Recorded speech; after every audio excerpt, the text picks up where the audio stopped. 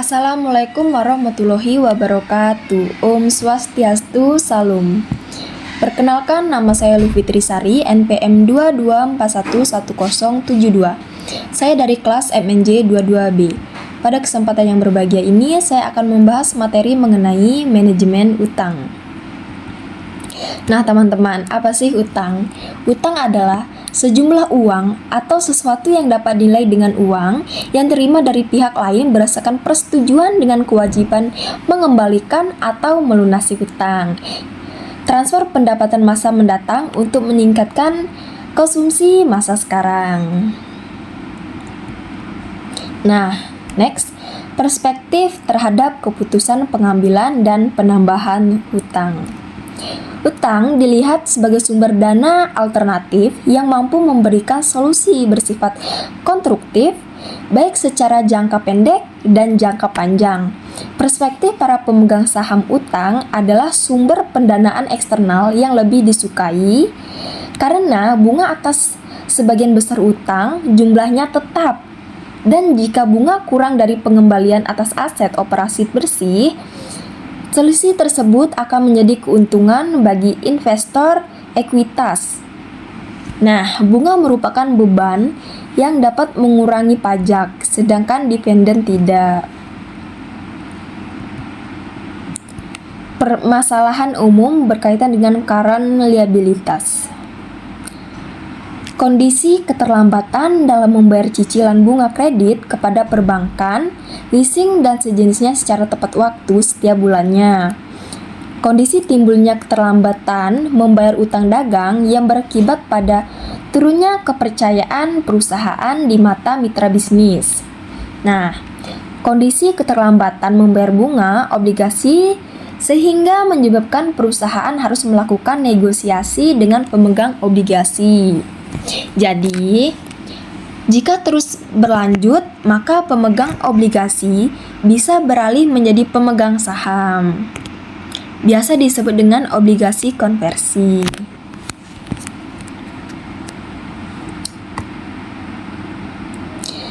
Keterlambatan membayar dividen pemegang preferred stock atau saham istimewa secara semesteran sehingga menyebabkan turunnya kredibilitas perusahaan di mata publik. Nah, terlambat dalam membayar gaji karyawan secara tepat waktu. Kondisi menyebabkan perusahaan telah mengalami kondisi tanda-tanda kesulitan keuangan. Nah, jadi jika terus berkelanjut, maka akan terjadi demonstrasi buruh dan karyawan yang memiliki bakat keahlian tinggi akan meningkat terus.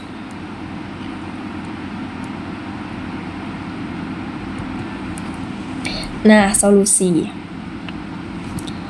Menyediakan alokasi dana untuk membayar kredit tersebut secara sistematis.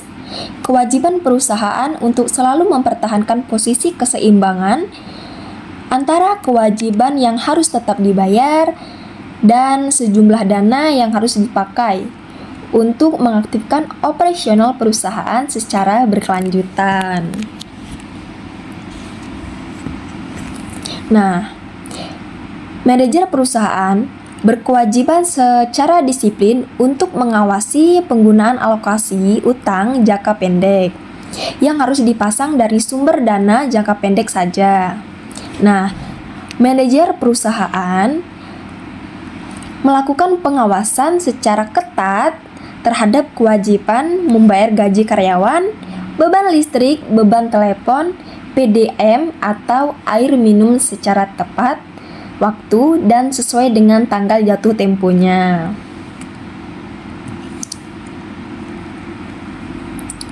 Nah, utang dan nilai perusahaan.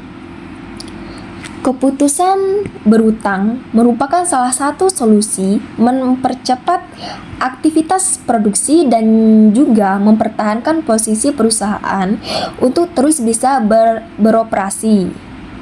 Nah, jadi utang yang terus tumbuh tanpa pengembalian hanya akan menimbulkan penurunan nilai perusahaan.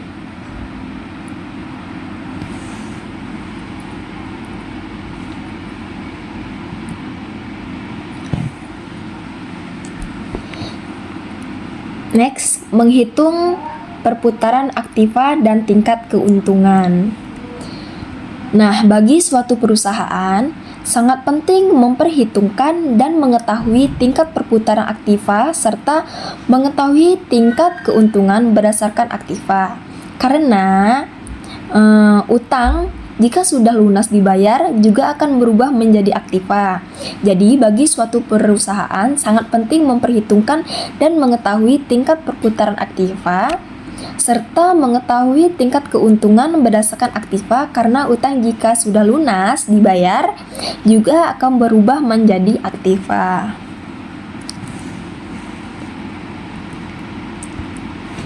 Nah, kasus.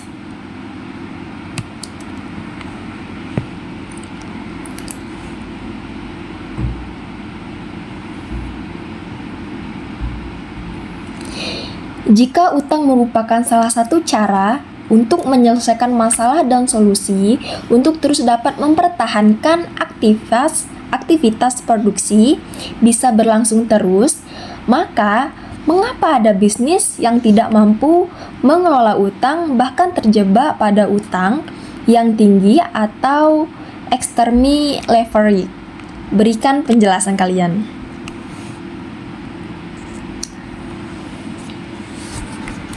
Nah, jadi kesimpulan yang saya bahas tentang manajemen utang adalah manajemen utang merupakan suatu hal yang penting untuk dilakukan karena memengaruhi model kerja yang akan digunakan oleh suatu usaha. Utang dapat digunakan untuk meningkatkan kapasitas pendanaan sebuah perusahaan.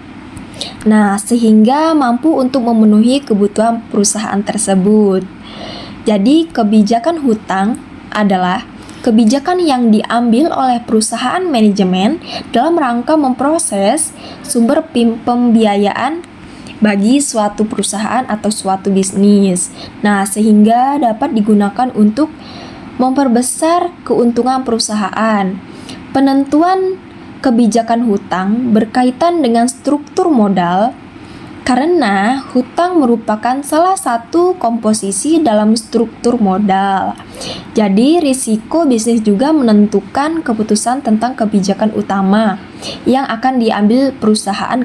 Kebijakan hutang memiliki korelasi positif dan berpengaruh signifikan terhadap nilai suatu perusahaan. Nah, dalam melakukan manajemen utang, perusahaan harus mempertimbangkan berbagai faktor seperti resiko bisnis, profitabilitas, dan struktur modal. Kebijakan hutang yang tepat dapat membantu perusahaan untuk memperoleh sumber pembiayaan yang dibutuhkan dan meningkatkan nilai perusahaan. Kebijakan yang diambil oleh pihak manajemen dalam rangka memperoleh sumber pembiayaan bagi perusahaan sehingga dapat digunakan untuk memperbesar. Jadi, keuntungan perusahaan menentukan kebijakan hutang berkaitan dengan struktur modal karena hutang merupakan salah satu komposisi dalam struktur modal. Risiko bisnis juga menentukan keputusan tentang kebijakan utama yang akan diambil dalam sebuah perusahaan atau sebuah bisnis. Nah, jadi kebijakan hutang memiliki korelasi positif dan berpengaruh signifikan terhadap nilai perusahaan. Dalam melaksanakan manajemen utang, perusahaan harus mempertimbangkan berbagai faktor seperti risiko bisnis, profitabilitas, dan struktur modal. Jadi, kebijakan hutang yang tepat dapat membantu perusahaan untuk memperoleh sumber pembiayaan yang dibutuhkan dan meningkatkan nilai perusahaan. Sekian pembahasan tentang materi manajemen hutang dari saya.